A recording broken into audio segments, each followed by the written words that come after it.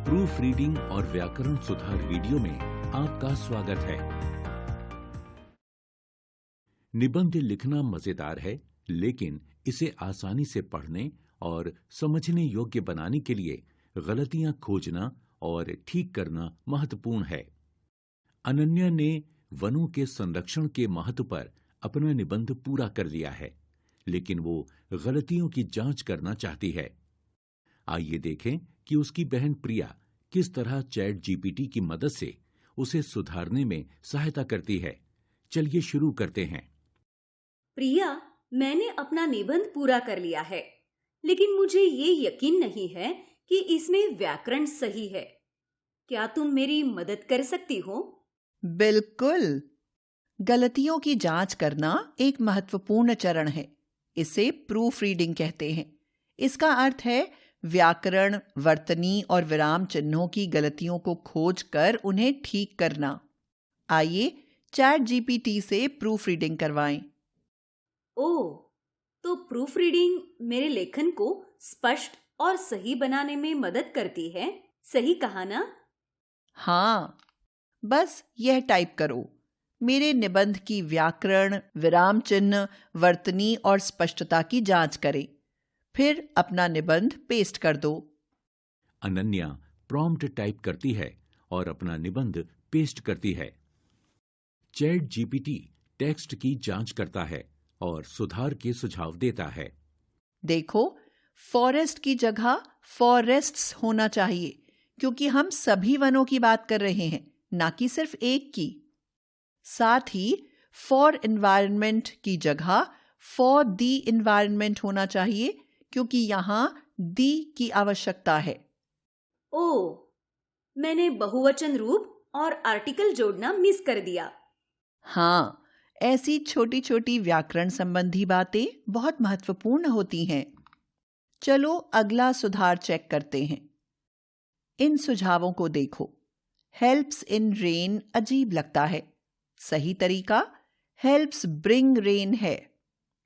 इसके अलावा इफेक्ट्स की जगह अफेक्ट्स होना चाहिए, क्योंकि अफेक्ट एक क्रिया है जिसका अर्थ है किसी चीज को बदलना, जबकि इफेक्ट एक संज्ञा है जिसका अर्थ है परिणाम। ओह, ये तो कमाल है। मुझे हमेशा अफेक्ट और इफेक्ट में भ्रम होता था, लेकिन अब समझ आ गया। कोई बात नहीं। अब चलो विराम चिन्ह की गलतियां जांचते हैं। देखो, हमें ट्रीज के बाद कॉमा लगाना चाहिए, क्योंकि अगला भाग अतिरिक्त जानकारी है। तुम सही कह रही हो।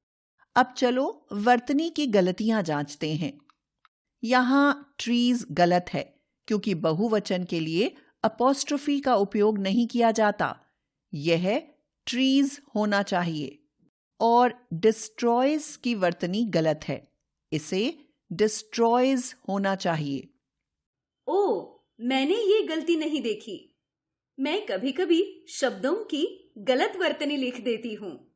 ऐसा होता है, इसलिए वर्तनी की जांच करना जरूरी होता है। और हाँ, अब मुझे समझ आ गया कि एपोस्ट्रोफी स्वामित्व दिखाने के लिए उपयोग होता है, ना कि शब्दों को बहुवचन बनाने के लिए। बिल्कुल सही। अब चलिए वाक्य संरचना की जांच करते हैं। यह वाक्य बहुत लंबा था। इम्पोर्टेंट के बाद फुल स्टॉप लगाने से यह पढ़ने में आसान हो गया। साथ ही सो जोड़ने से विचारों के बीच बेहतर संबंध बनता है।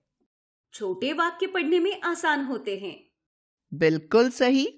अब तुम्हारा निबंध स्पष्ट, शुद्ध और अच्छी तरह संरचित है।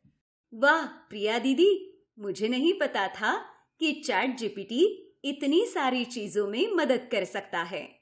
अब मेरा निबंध पूरी तरह से सही हो गया।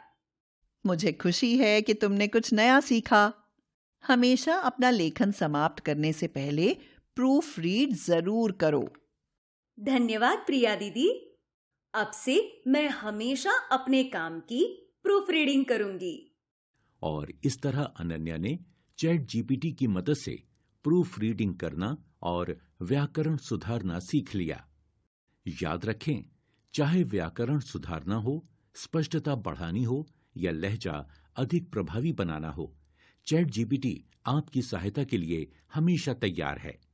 शुभ लेखन।